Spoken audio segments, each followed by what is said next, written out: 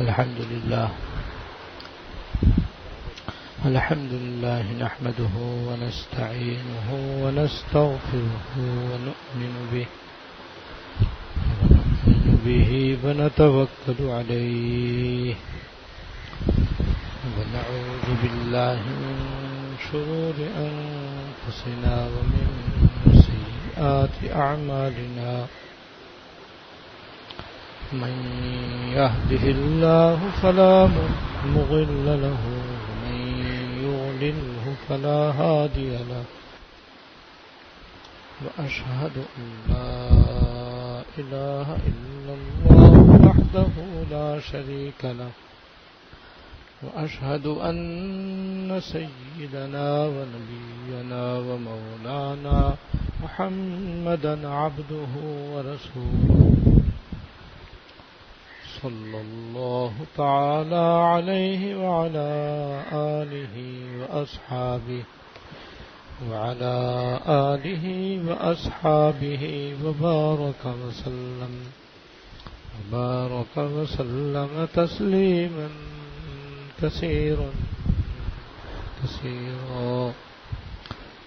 ما بعد فأعوذ بالله من الشيطان الرجيم بسم الله الرحمن الرحيم ما آتاكم الرسول فخذوه وما نهاكم عنه فانتهوا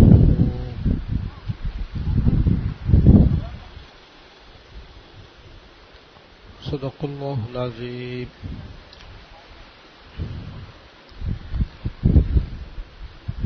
میرے قابل احترام بزرگوں اور محترم خواتین، گزشتہ اتوار کو آخر میں نے یاد کیا تھا کہ اب رمضان شریف کا مہینہ آنے والا ہے، جس کے لیے ہمیں ابھی سے تیاری کرنی چاہیے.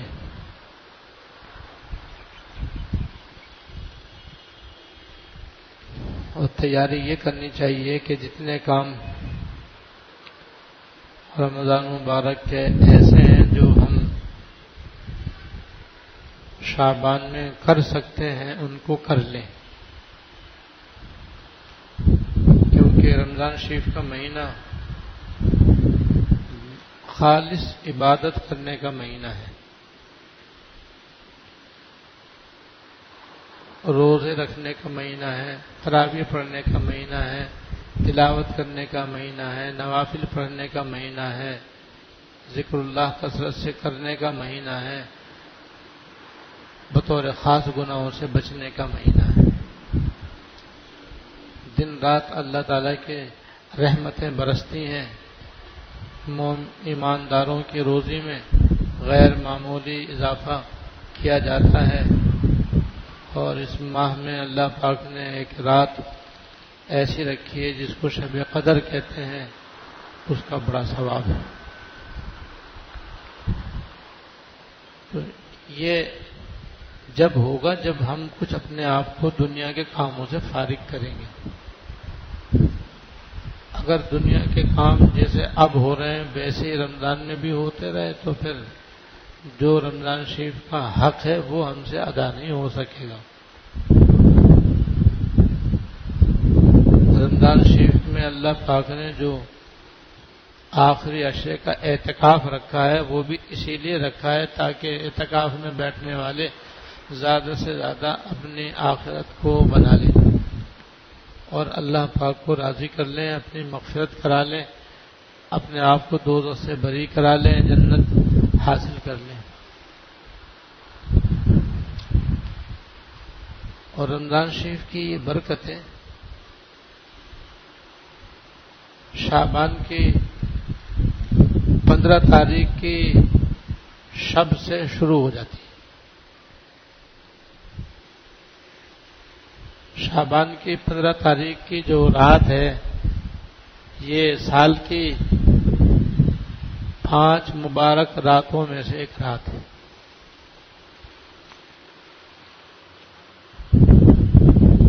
جس کے احادیث میں بڑے فضائل آئے ہیں. آج میں اسی شب کے بارے میں کچھ باتیں انشاءاللہ تعالی عرض کروں گا، اور آخر میں پھر آپ کو انشاءاللہ ایک کتابچہ بھی پیش کیا جائے گا جس کا نام ہے شب مغفرت. وہ اسی شب برات کے متعلق ہے. اس میں اس مبارک کی رات کی فضیلت بھی بیان کی گئی ہے، اور یہ کہ ہم یہ رات کس طرح گزاریں، اور جو ناجائز خلاف شرع کام اس رات میں ہوتے ہیں ان کی طرف بھی متوجہ کیا گیا ہے تاکہ ان سے بچ سکیں.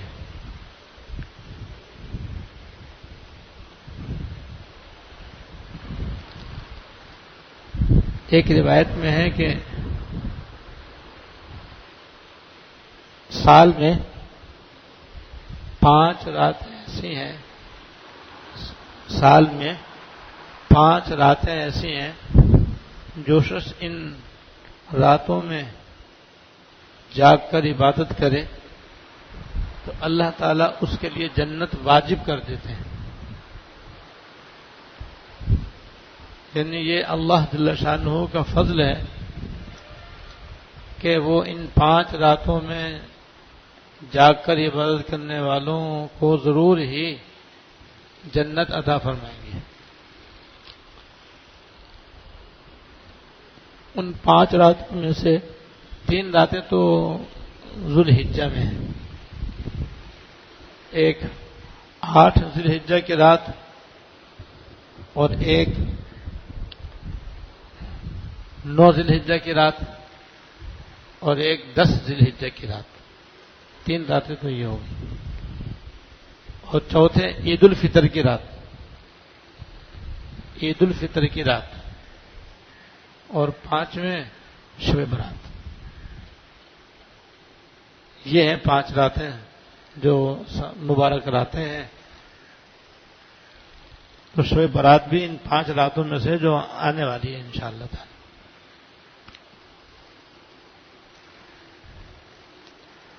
اور ایک روایت میں یہ ہے جو معاذ بن جبل رضی اللہ تعالیٰ عنہ سے مروی ہے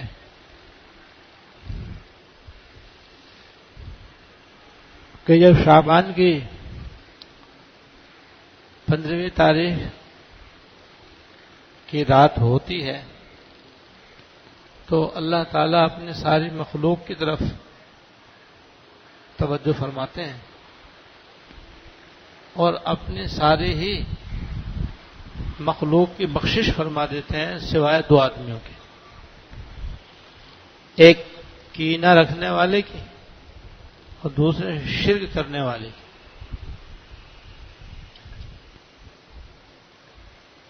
یہ بھی شب برات کی بہت بڑی فضیلت ہے کہ شب برات میں اللہ تعالیٰ سارے مسلمانوں کی بخشش فرما دیتے ہیں سوائے 2 مسلمانوں کے.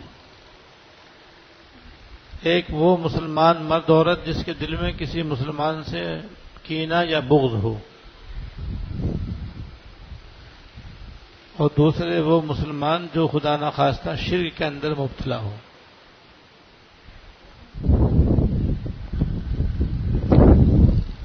لہذا معلوم ہوا کہ اس رات کی فضیلت حاصل کرنے کے لیے ضروری ہے کہ آدمی ان دونوں گناہوں سے بچے، شرک سے بھی بچے اور کینہ رکھنے سے بھی بچے. اب یہ سمجھنا چاہیے کینہ کسے کہتے ہیں تاکہ اس سے بچنا آسان ہو. کینہ اور بغض ایک ہی چیز ہے. کینہ اور بغض ایک ہی چیز ہے.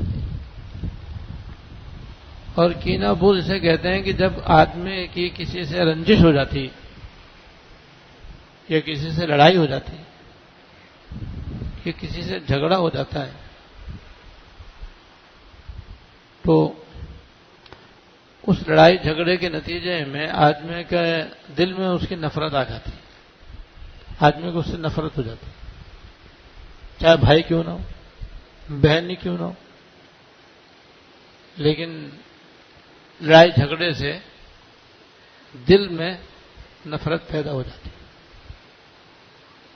اور یہ نفرت پیدا ہو جانا تو کوئی گناہ نہیں ہے، کیونکہ یہ تو فطری بات ہے انسان۔ جب کوئی کسی کے گھونسا مارے گا اور چانٹا مارے گا تو وہ ہنسے گا نہیں، تو انسان کی فطرت ہے کہ ہنسی کی اور خوشی کی بات سے یہ خوش ہوتا ہے، تکلیف کی بات سے یہ متنفر ہوتا ہے۔ لیکن اس نفرت کے بعد اگر وہ معاف نہیں کرتا ہے یا بدلہ نہیں لیتا ہے، اگر وہ بدلہ نہیں لیتا ہے یا معاف نہیں کرتا ہے، تو پھر اندر ہی اندر یہ نفرت آگے بڑھ کر کے جس سے لڑائی ہوئی ہے یا جس سے تکلیف پہنچی ہے، آدمی اس کی برائی چاہنے لگتا ہے، جس کو کہتے ہیں بدخواہی، برا چاہنا، یعنی پھر نفرت بڑھ کر اتنی زیادہ نفرت ہو جاتی ہے کہ پھر آدمی دوسرے کی برائی کا خواہش مند ہو جاتا ہے، اور یہ چاہتا ہے کہ اس کا نقصان ہو، اور اس کو کوئی مارے، کوئی پیٹے، اگر کوئی اس کو مارے پیٹے تو اس کا دل خوش ہوتا ہے، اگر کوئی اس کا نقصان ہو جائے تو اس کا بڑا دل خوش ہوتا ہے، کہتا ہے دیکھا مجھے اس نے مارا تھا، اللہ نے میرا بدلہ لے لیا۔ تو جس سے لڑائی ہوئی ہے پھر آدمی اس کی برائی چاہنے لگتا ہے، اگر اس کا کوئی نقصان ہو جائے جانی مالی یا کوئی، تو اس کا دل بڑا خوش ہوتا ہے۔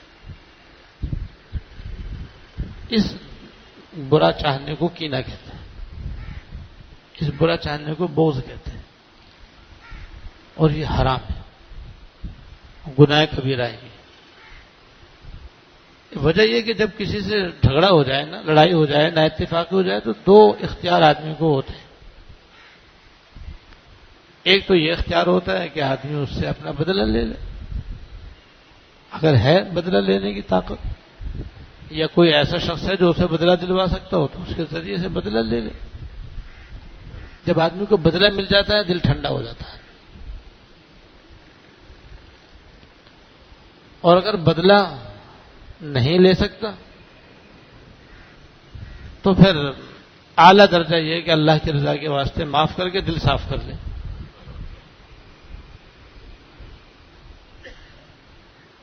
اللہ پاک قرآن شریف میں فرماتے ہیں وَلَمَنْ صَبَرَ وَغَفَرَ إِنَّ ذَلِكَ لَمِنْ عَزْمِ الْأُمُورِ، البتہ جس نے صبر کیا اور معاف کر دیا تو یقین جانو یہ بڑے ہمت کے کاموں میں سے۔ اور ایک آیت میں وَمَنْ عَفَا وَأَصْلَحَ فَأَجْرُهُ عَلَى اللَّهِ، جس نے معاف کر دیا اور معاملہ صحیح کر لیا اس کا اجر اللہ تعالیٰ کے ذمہ لازم ہوگا، پھر اللہ تعالیٰ خود اس کو اجر و ثواب عطا فرمائیں گے۔ تو صبر کرنے کا، معاف کرنے کا بڑا ثواب ہے بنسبت بدلہ لینے کے۔ تو یا تو صبر کر لے، جو صبر کر لیا تو پھر بھی اس نے بہت اونچا کام کیا، بدلہ لے تو جائز ہے، بس بدلہ لینے میں جتنا اس نے ستایا ہے، مارا ہے، اس سے زیادہ یہ اس کو تکلیف نہیں دے سکتا۔ لیکن معاف بھی نہ کرے، بدلہ بھی نہ لے تو پھر نفرت پیدا ہوگی، یہ نفرت بڑھے گی، بڑھ کر کینہ بنے گی، اور کینہ خود بھی حرام ہے، اور یہ اور بھی بہت سارے گناہوں کا ذریعہ ہے۔ چند مثالیں میں بیان بتلاتا ہوں آپ کو کہ جب دل میں کسی کے خدا نخواستہ کینہ ہو جاتا ہے یا بغض پیدا ہو جاتا ہے تو اس کے بعد حسد کا گناہ اس کے دل میں پیدا ہوتا ہے۔ جس سے لڑائی ہوئی ہے، جس سے جھگڑا ہو، اس سے اس کے دل میں حسد پیدا ہو جاتا ہے۔ اب اس کی ہر اچھائی اس کو بری لگتی ہے، یہ اندر ہی جلتا ہے اس کو دیکھ کر کے، اس کے کھانے سے، اس کے پینے سے، اس کے پہننے سے، اس کے رہنے سے، اس کی ہر چیز سے اس کو حسد ہونے لگتا ہے، اور حسد خود مستقل ایک گناہ کبیرہ ہے اور ناجائز ہے۔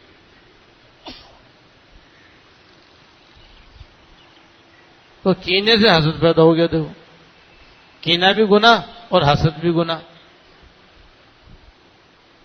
پھر جب کینہ اور حسد دونوں جمع ہو جاتے ہیں تو پھر اس سے اور بھی بڑے بڑے گناہ صادر ہوتے ہیں۔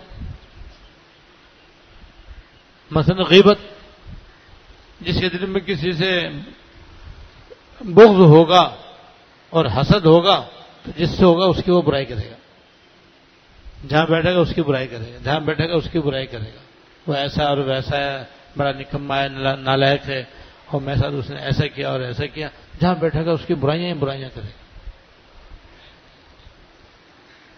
اور غیبت آپ سب جانتے ہیں کہ گناہ کبیرہ ہے اور ناجائز ہے۔ اور جو خدا نخواستہ غیبت گناہ میں مبتلا ہوتا ہے تو وہ بعض مرتبہ بہتان گناہ میں مبتلا ہو جاتا ہے، کیونکہ جب دوسرے کی برائی کر رہا ہے تو لگام تو ہے نہیں زبان میں، بس جو دل میں آیا زبان سے کہہ دیا، پرواہ نہیں کہ میں کیا کہہ رہا ہوں، کس کے لیے کہہ رہا ہوں، کوئی کل مجھے اس کا جواب بھی دینا ہے، پرواہ نہیں، بس حسد میں اور بغض میں آدمی مبتلا ہو کر کے بے خوف و خطر جو زبان پہ آتا ہے بول دیتا ہے، اس میں جھوٹی باتیں بھی کہہ دیتا ہے، اور جتنی باتیں اس نے جھوٹی کہی ہوں گی وہ ساری بہتان کے اندر آئیں گی۔ بہتان، الزام، یہ سب اس کے اندر آ جائے، اور بہتان بھی تو گناہ ہے۔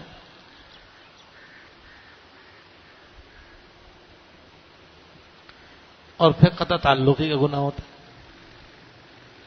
بھائی جس کی لڑائی ہوتی ہے سب سے پہلے قطع تعلقی ہوتی نہیں ہوتی، اگر معافی تلافی ہو جائے تو پھر تعلق بحال ہو جاتا ہے، نہیں تو آپس میں نفرت کی وجہ سے تعلق ختم، بھائی بھائی کی آپس میں لڑائی، بہن بھائی کی آپس میں لڑائی، اور قطع تعلقی ہو جاتی ہے، دوست احباب میں، عزیز و اقارب میں یہ ہوتا ہی رہتا ہے۔ قطع تعلقی بھی تو گناہ ہے۔ اگر کسی مسلمان سے کسی کی نا اتفاقی ہو جائے تو وہ 3 دن تک قطع تعلقی کی گنجائش ہے، 3 دن سے زیادہ گنجائش نہیں ہے، 3 دن کے بعد ابھی اگر قطع تعلقی رہے گی تو گنہگار ہوگا۔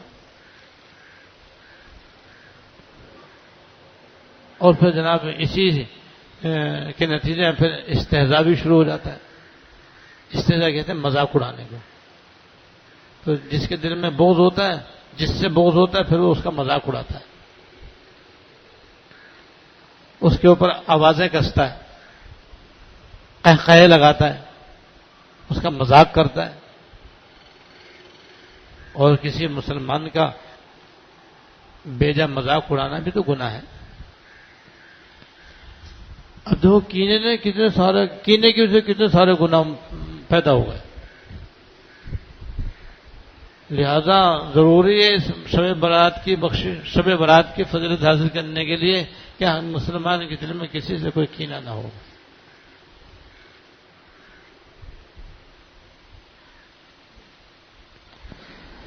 حضرت انس رضی اللہ تعالیٰ عنہ سے روایت ہے، حضرت انس رضی اللہ تعالیٰ عنہ سے روایت ہے، وہ فرماتے ہیں کہ سرکار دو عالم صلی اللہ علیہ وسلم نے فرمایا کہ انس، اگر تم سے ہو سکے تو تم صبح اور شام اس حالت میں گزارو کہ تمہارے دل میں کسی مسلمان سے کوئی کینہ نہ ہو۔ تم صبح اور شام اس حالت میں گزارو کہ تمہارے دل میں کسی مسلمان سے کوئی کینہ نہ ہو۔ پھر فرمایا اے انس، یہ میرا طریقہ ہے، یہ میری سنت ہے، اور جس نے میری سنت سے محبت کی اس نے مجھ سے محبت کی، اور جس نے مجھ سے محبت کی وہ کل جنت میں میرے ساتھ ہوگا۔ یہ فضیلت ہے اس گناہ سے بچنے کی۔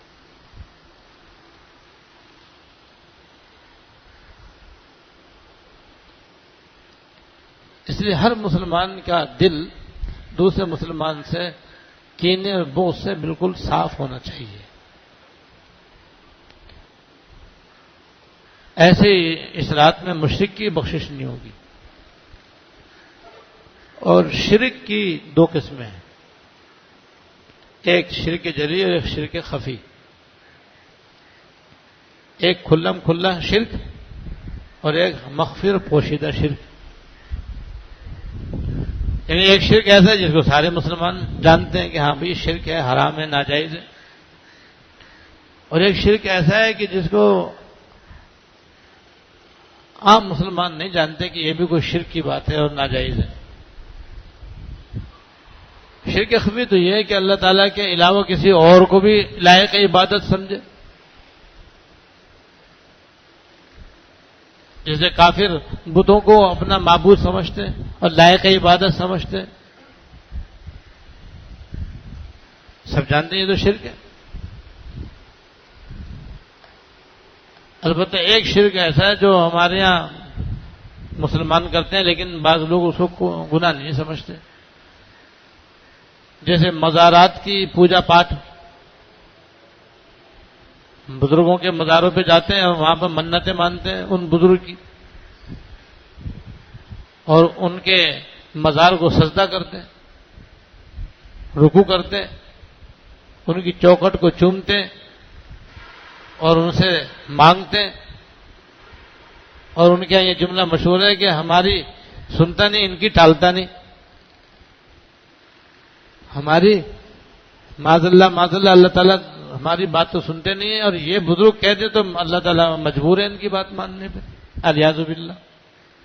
اسے کہتے ہیں ہماری سنتا نہیں ان کی ٹالتا نہیں، یہ جو کہتے ہیں بس اللہ تعالیٰ مجبور ہے ان کی بات ماننے پہ، انہوں نے اللہ تعالیٰ کو بھی انہوں نے گرا دیا اور بزرگ کو اللہ تعالیٰ سے بھی بڑھا دیا، الیاذ باللہ۔ اب یہ شرک ہے، ایسا کرنے سے آدمی کافر ہو جاتا ہے۔ اس لیے بزرگوں کے مزاروں پہ جا کر کے منتیں ماننا اور یہ کفریہ شرکیہ کام کرنا سب حرام ہے۔ بس وہاں تو جائے آدمی سنت کے مطابق، بس سیدھا سیدھا ان کے مزار پہ جائے، سینے کے سامنے جا کر کے سلام کر کے اور کچھ پڑھ کر ان کی روح کو ثواب پہنچا کر بغیر ہاتھ اٹھائے ان کے وسیلے سے دعا مانگ کے واپس آ جائے، اتنا تو کرنا صحیح ہے۔ باقی وہ تو اللہ تعالیٰ کے بندے ہیں، وہ خود مجبور ہے، وہ کوئی خدا نہ خواستہ ایسے بااختیار تھوڑی ہے کہ وہ انہیں کو آدمی خدا سمجھ لے۔ اور ایک شرک ہے وہ ہے جس کو شرک خفی کہتے ہیں، وہ مسلمانوں مردوں عورتوں میں بعض دفعہ پایا جاتا ہے، لوگ اس کو شرک بھی نہیں سمجھتے، اور وہ ہے اپنے اعمال میں ریاکاری اور دکھاوا کرنا۔ یعنی کوئی آدمی عبادت کرے اس نیت سے تاکہ لوگ اس کو عبادت گزار سمجھیں، کوئی آدمی اس لیے اللہ کے راستے میں پیسے خرچ کرے تاکہ لوگ اس کو سخی اور داتا کہیں، غریبوں محتاجوں مسکینوں یتیموں بیواؤں کی خوب مدد کرے تاکہ لوگ اسے کہیں کہ یہ تو بھئی حاتم تائی ہے، یہ تو بھئی فقیروں مسکینوں کا ملجا و ماوا ہے۔ یہ تو یعنی کوئی بھی نیک کام کرے مگر اس نیت سے کرے لوگوں کے اندر اس کی تعریف ہو، اسے کہتے ہیں ریا، اور یہ شرک ہے، یاد رکھو، اس میں شرک خفی کہتے ہیں۔ ایسی ایک اس چیز سے ملتی جلتی ایک چیز ہے سمعہ، ریا و سمعہ، یہ دو لفظ استعمال ہوتے ہیں، ریا و سمعہ۔ ریا تو یہ جو میں نے ابھی عرض کی، سمعہ اسے کہتے ہیں کہ کوئی آدمی نیک کام اللہ تعالیٰ کو راضی کرنے کے لیے کرے، اس کے بعد پھر لوگوں میں جب بیٹھے تو خود ہی اس کا تذکرہ کرے تاکہ لوگ اس کے معتقد بنیں اور لوگ اس کو بزرگ سمجھیں، اس کو نیک سمجھیں۔ مثلا تہجد تو پڑھ رہا ہے اللہ تعالیٰ کے لیے، اشراق چاشت اوابین قیام اللیل اللہ تعالیٰ کی رضا کے لیے پڑھتا ہے، لیکن پھر جہاں بیٹھتا ہے وہ کہتا ہے بھئی آپ بھی اشراق پڑھتے ہیں، آپ نے تہجد پڑھی ہے؟ میں نے تو پڑھی ہے بھائی، میری تو کبھی ناغہ نہیں ہوتی تہجد، میں تو ہمیشہ پابندی کے ساتھ پڑھتا ہوں، مقصد یہ تاکہ وہ سمجھے کہ بھئی یہ تو بڑا ماشاءاللہ تہجد گزار آدمی ہے، عورت یہ سمجھے کہ بھئی یہ تو بڑی تہجد گزار عورت ہے، بڑی پارسا عورت ہے. اسے کہتے ہیں سمعہ. اس کا بھی وہی حکم ہے جو ریاکاری کا ہے. اس لیے کہ اس میں عمل کرنے سے اللہ تعالیٰ کو راضی کرنا مقصد نہیں ہے، مخلوق کو خوش کرنا مقصد ہے، اور مخلوق کی نظروں میں اپنے آپ کو اچھا بنانا مقصود ہے. تو یہ عمل بھی اللہ تعالیٰ کے لیے نہیں ہے، غیر اللہ کے لیے ہے. تو شرک میں بھی تو یہ ہوتا ہے. مشرک جو ہوتے ہیں وہ اللہ تعالیٰ کو چھوڑ کر اپنے بنائے ہوئے معبودوں کو خوش کرنے کے لیے عبادت کرتے ہیں. اور ریاکاری کے اندر بھی آدمی اللہ تعالیٰ کو چھوڑ کر مخلوق میں ناموری چاہتا ہے، شہرت چاہتا ہے، بزرگی چاہتا ہے، لوگوں کو اپنا معتقد بنانا چاہتا ہے. اور یہ بھی بہت بڑا گناہ ہے، اتنا بڑا گناہ ہے کہ حدیث میں آتا ہے کہ ریاکاروں سے اللہ تعالیٰ جہنم کا افتتاح فرمائیں گے. یعنی قیامت میں جو جہنم کا عذاب شروع کریں گے تو پہلے ریاکاروں کو اس کے اندر ڈالیں گے. اس لیے خواتین و حضرات کو چاہیے کہ جب کوئی نیک عمل کریں تو اس میں نیت صرف اللہ تعالیٰ کو راضی کرنے کی کریں، اور نیک کام کرنے کے بعد کبھی کسی کے سامنے اس نیک کام کا ذکر نہیں کریں. اس کی عادت ڈالیں. بھائی تم نے اللہ تعالیٰ کے لیے کیا ہے، اللہ تعالیٰ کو معلوم ہے بس. لہذا اب مخلوق کو سنانے سے کیوں اپنا ثواب ضائع کرتے ہو؟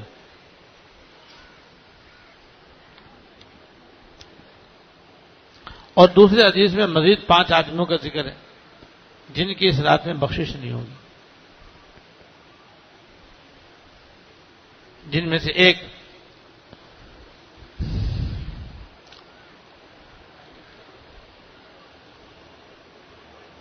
قطع رحمی کرنے والا.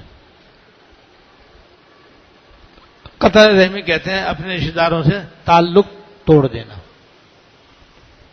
رشتہ داروں کے ساتھ مل جل کر رہنے کا حکم ہے. خاص طور سے جتنا رشتہ قریب کا ہو اتنے ہی زیادہ اس کے ساتھ محبت اور تعلق رکھنے کا حکم ہے. مل جل کر رہیں، محبت سے رہیں، ایک دوسرے کے کام آئے، اور ایک دوسرے سے اگر تکلیف پہنچ جائے صبر سے کام لیں. ہر ایک کے ساتھ اچھا برتاؤ، اچھا سلوک کریں. اسے کہتے ہیں صلہ رحمی. صلہ رحمی کرنے کا تو حکم ہے، اور قطع تعلقی اور قطع رحمی کرنا گناہ ہے. اور بھائی آپس میں مل جل کر جب رہتے ہیں تو کچھ نہ کچھ رنجش کی باتیں تو ہوتی ہی ہوتی ہیں. جیسے جہاں 2 برتن ہوتے ہیں وہ بچتے ہی ہیں.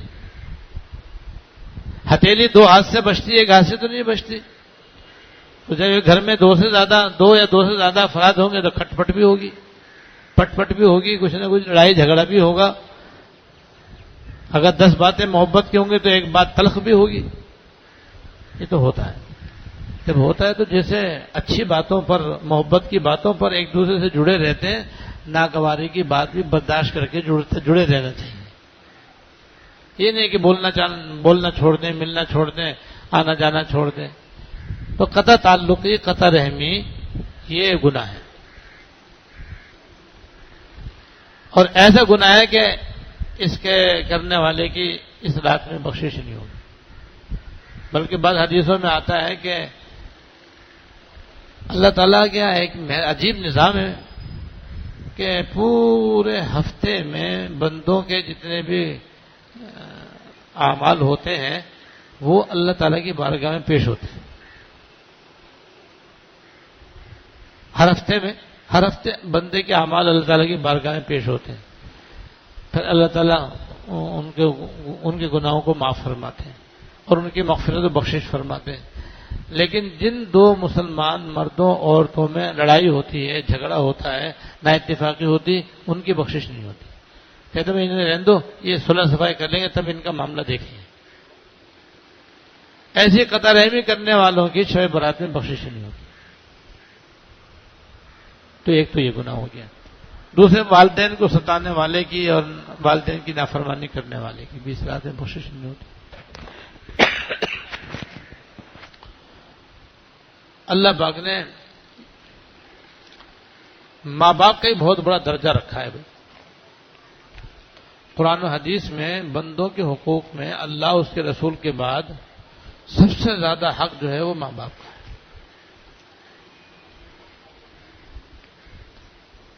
یہاں تک کہ پیر کا بھی اتنا حق نہیں، یہاں تک کہ استاد کا بھی اتنا حق نہیں. پیر کا اور استاد کا حق بھی ماں باپ کے حق سے کم ہے.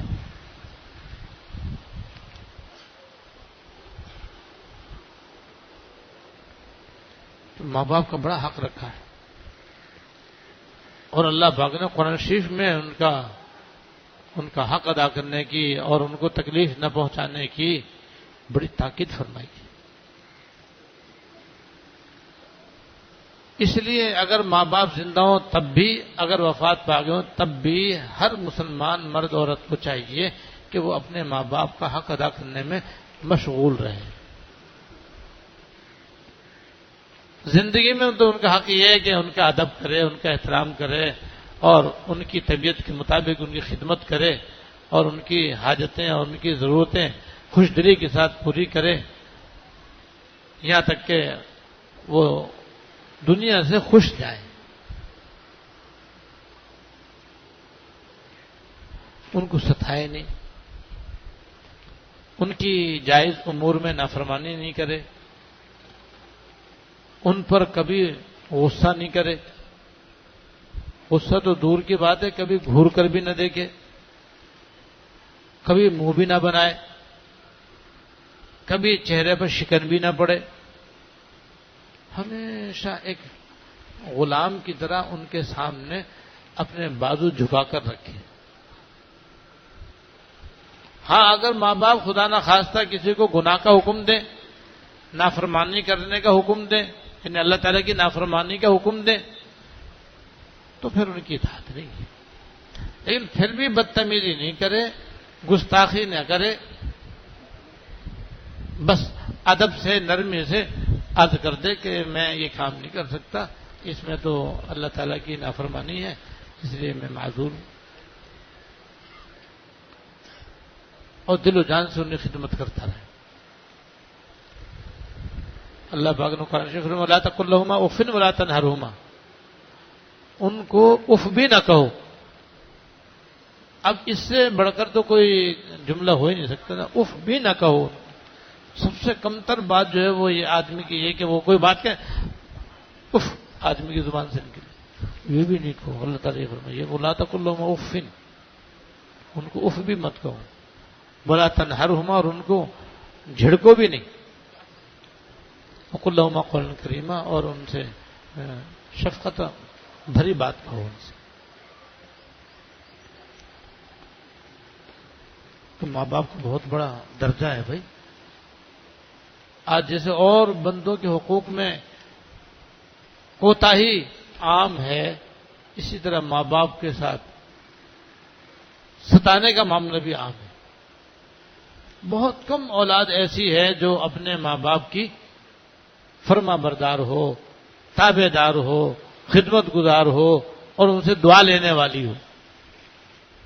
عام طور پر جو اولاد آج کل گھروں کے اندر موجود ہے وہ ماں باپ کی نافرمان، گستاخ اور تکلیفیں پہنچانے والی ہے. اللہ ماشاء اللہ.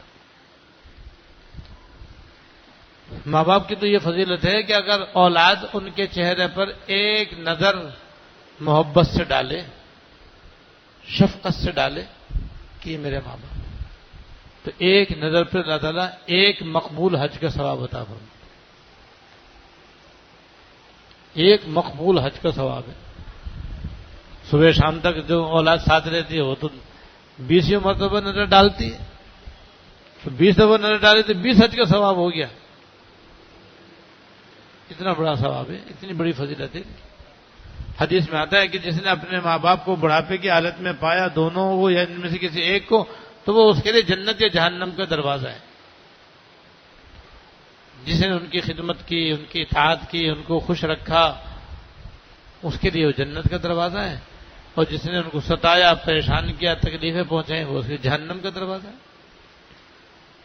تو ماں باپ کا حق تو یہ زندگی میں بھی ہے اور مرنے کے بعد بھی ہے۔ مرنے کے بعد یہ ہے کہ ان کو آدمی یاد رکھے اور ان روزانہ ان کے لیے ایصال ثواب کرے اور ان کے لیے دعائے مغفرت کرے، بھولے نہیں ان کو۔ جسے ماں باپ زندگی بھر اپنی اولاد کو نہیں بھولتے تو ان کے مرنے کے بعد اولاد کو بھی اپنے ماں باپ کو یاد رکھنا چاہیے، بھولنا نہیں چاہیے۔ ہمارے حضرت رحمۃ اللہ علیہ بانی دارالعلوم کراچی رحمہ اللہ وہ سناتے تھے اپنی اخیر عمر میں، جب حضرت کی عمر 80 سال سے زیادہ ہو گئی تھی،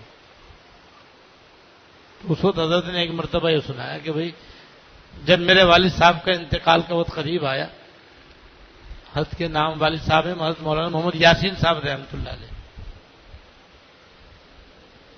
میں حضرت والد صاحب قریب ہی بیٹھا ہوا تھا، حضرت والد صاحب آنکھ بند کے لیٹے ہوئے تھے، تھوڑی دیر میں آنکھ کھولی اور فرمایا محمد شفیع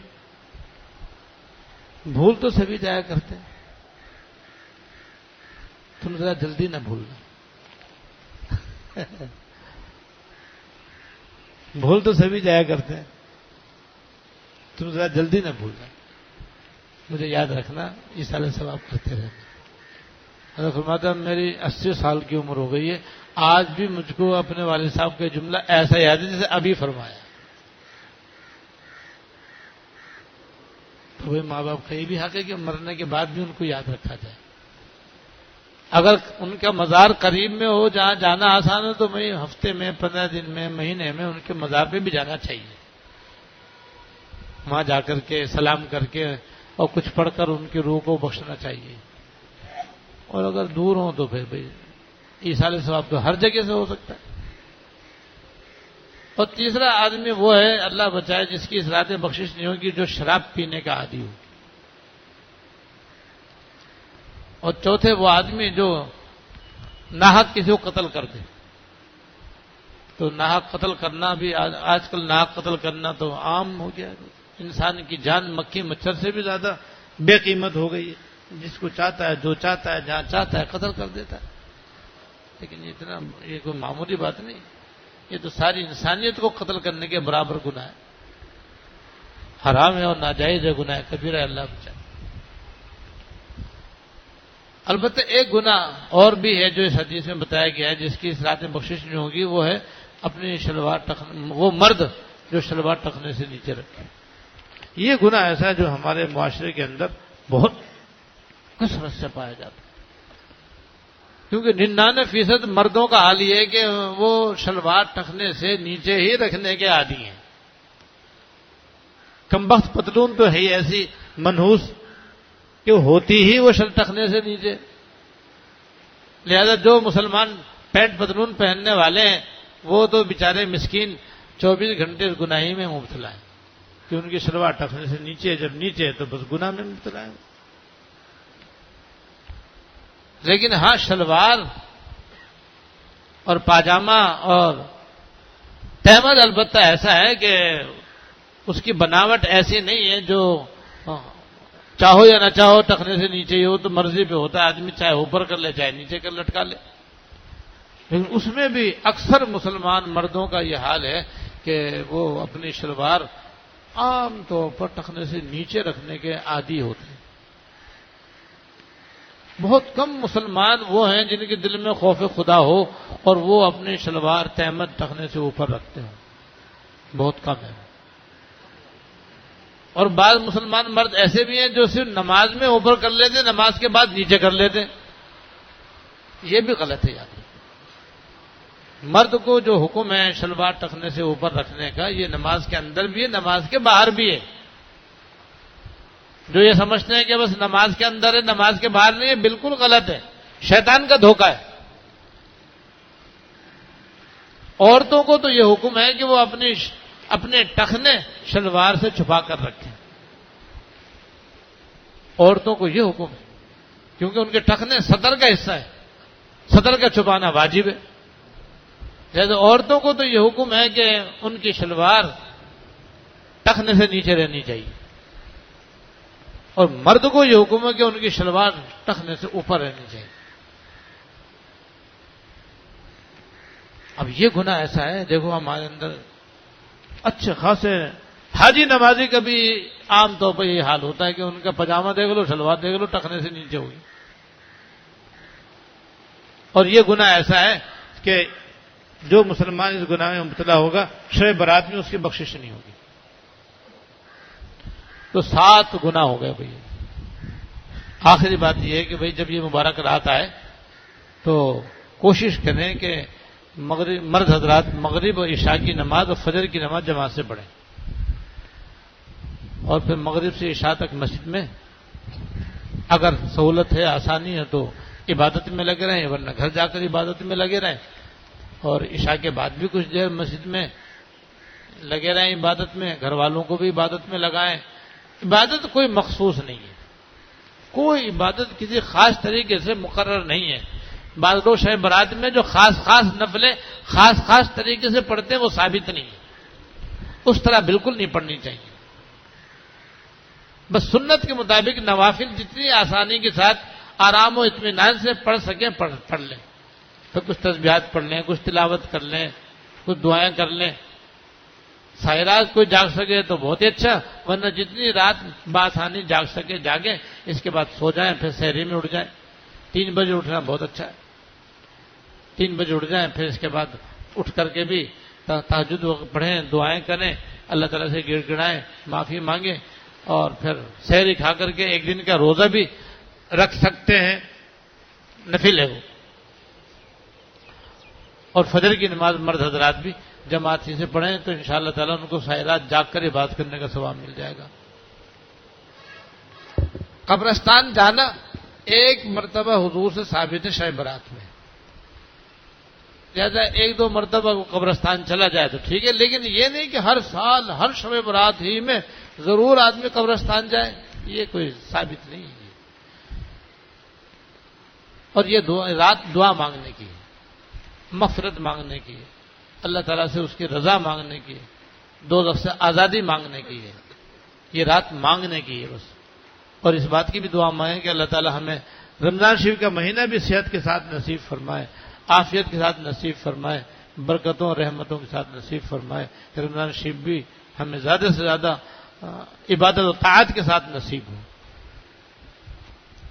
اور اس رات میں حدیث میں آتا ہے کہ آئندہ سال جو کچھ بھی دنیا کے اندر ہونا ہے وہ پہلے سے لوح محفوظ میں لکھا ہوا ہے، وہاں سے نقل کر کے فرشتوں کے حوالے کر دیا جاتا ہے کہ اب آئندہ سال فلاں فلاں کام کرنے، کسی کا انتقال ہونا ہے تو اس رات میں لکھ دیا جاتا ہے کہ اس سال اتنے مرد عورت جو ہیں وہ بچے بوڑھے وفات پائیں گے، کس کے یہاں اولاد ہوگی، کس کا نکاح ہوگا، کس کے طلاق ہوگی، کس کی منگنی ہوگی، کس کو کتنی روزی ملے گی، کون بیمار ہوگا، کون صحت یاب ہوگا، کون حج کرے گا، کون عمرہ کرے گا. سارے کام ایک سال کے جو آئندہ ہونے والے ہیں وہ سارے لوح محفوظ سے نقل کر کے فرشتوں کے حوالے کر دیے جاتے ہیں. اور تقدیر معلق کے بارے میں علماء فرماتے ہیں کہ اگر آدمی دعا مانگے تو وہ تقدیر بھی بدل جاتی ہے. اگر کسی کی موت لکھی ہے اور وہ دعا کرے گا تو اللہ تعالیٰ اس کی عمر میں اضافہ فرما دے گی. کسی کی روزی کم ہونا لکھا ہے، دعا مانگے تو اللہ تعالیٰ اس کی روزی میں اضافہ فرما دیں گے. کسی کا بیمار ہونا لکھا ہے تو اللہ تعالیٰ دعا سے اس کی بیماری دور فرما دیں گے. تو یہ تقدیری امور بھی اسی رات میں فرشتوں کے حوالے ہوتے ہیں، تو دعا مانگ کے آدمی اس میں حسب منشا تبدیلی کرا سکتا ہے. اور باقی جو ناجائز خلاف شرع کام ہوتے ہیں بھئی ان سے بچنا چاہیے. جیسے آتش بازی ہے اس سے بچنا چاہیے، حلوہ بنایا جاتا ہے بڑے زور شور سے، اس سے بچنا چاہیے. پٹاخے چھوڑے جاتے ہیں اس سے بچنا چاہیے. چراغاں کیا جاتا ہے اس سے بچنا چاہیے. اللہ تعالیٰ ان سب گناہوں سے بچنے کی توفیق عطا فرمائے. واخر دعوانا الحمدللہ رب العالمین. پہلے دعا کر لیتے ہیں، پھر آپ لوگ بیٹھے رہیے، وہ کتابچہ آپ کو تقسیم کیا جائے گا. اور بس یہ اس سال کی بدھائری ہے، آخری ہے، کیونکہ اس کے بعد پھر شاید حاضری نہ ہو سکے، میرا سفر بھی ہے انشاءاللہ تعالیٰ. تو اس لیے آپ سے انشاءاللہ شوال میں ملاقات ہوگی، شوال کے آخر میں انشاءاللہ. اللہم لک الحمد. لا نحصي ثناء عليك أنت كما أثنيت على نفسك اللهم لك الحمد لا نحصي ثناء عليك أنت كما أثنيت على نفسك اللهم لك الحمد لا نحصي ثناء عليك أنت كما أثنيت على نفسك اللهم صل على سيدنا ومولانا محمد وعلى آل سيدنا ومولانا محمد وبارك وسلم ربنا ظلمنا أنفسنا وإن لم تغفر لنا وترحمنا لنكونن من الخاسرين ربنا آتنا في الدنيا حسنة وفي الآخرة حسنة وقنا عذاب النار ربنا هب لنا من أزواجنا وذرياتنا قرة أعين واجعلنا للمتقين إماما اللهم اغفر لنا وارحمنا وعافنا واعف عنا یا ارحم الراحمین یا رب العالمین یا حی یا قیوم یا ذی الجلال والاکرام ہم سب کے اگلے اور پچھلے چھوٹے اور بڑے خفی علانیہ ہر قسم کے گناہوں کو معاف فرما یا اللہ ہمیں شب برات بھی عافیت کے ساتھ نصیب فرما یا اللہ عافیت کے ساتھ شب برات بھی نصیب فرما اور اس مبارک رات کی برکتوں رحمتوں مغفرتوں سے مالا مال فرما اور اس رات میں جن گناہوں کا کرنے والوں کی مغفرت نہیں ہوتی یا اللہ ہمیں ان گناہوں سے بچنے کی توفیق عطا فرما دیگر گناہوں سے بھی اللہ بچنے کی توفیق عطا فرما دیگر گناہوں سے بھی اللہ ہمیں بچنے کی توفیق عطا فرما یا ارحم الراحمین یا رب العالمین یا ارحم الراحمین ہمیں اس رات کی برکتوں سے مالا مال فرما اس کی قدر کرنے کی توفیق عطا فرما رمضان شریف کی یا اللہ پہلے سے تیاری کرنے کی توفیق عطا فرما اپنی مرضیات کے مطابق زندگی گزارنے کی توفیق عطا فرما یا اللہ اس پورے سال میں جتنی مرتبہ آپ نے ہمیں یہاں جمع ہونے کی توفیق عطا فرمائی اپنی رحمت سے ہر جمع ہونے کو قبول فرما یا اللہ اپنی رحمت سے قبول فرما یا اللہ اپنی رحمت سے قبول فرما آئندہ بھی ہمیں یہاں پر اپنی رضا کے لیے آپ کے دین کی باتیں سننے اور سنانے کے لیے اور ان پر عمل کرنے کے لیے جمع ہونے کی توفیق عطا فرما یا اللہ ہمارے اس بیٹھنے کو اپنی رحمت سے قبول فرما یا اللہ اس سننے سنانے کو بھی اپنی رحمت سے قبول فرما یا اللہ ہم سب کو اپنی مرضیات پہ چلنے کی توفیق عطا فرما ہمارے ظاہر کی بھی اصلاح فرما اور باطن کی بھی اصلاح فرما اور اپنے نیک اور مخلص بندوں میں ہم کو داخل فرما یا اللہ اپنے نیک اور مخلص بندوں میں داخل فرما اور ہم سب کا اور ہمارے اہل و عیال کا خاتمہ خالص و کامل ایمان پر فرما اللہم بارک لنا فی رجب و شعبان وبلغنا رمضان اللہم بارک لنا فی رجب و شعبان وبلغنا رمضان ربنا تقبل منا انک انت السمیع العلیم وتب علینا انک انت التواب الرحیم صلی اللہ تعالی علی النبی الکریم محمد وآلہ وصحبہ اجمعین آمین برحمتک آپ حضرات تشریف رکھیں ابھی اپنی اپنی جگہ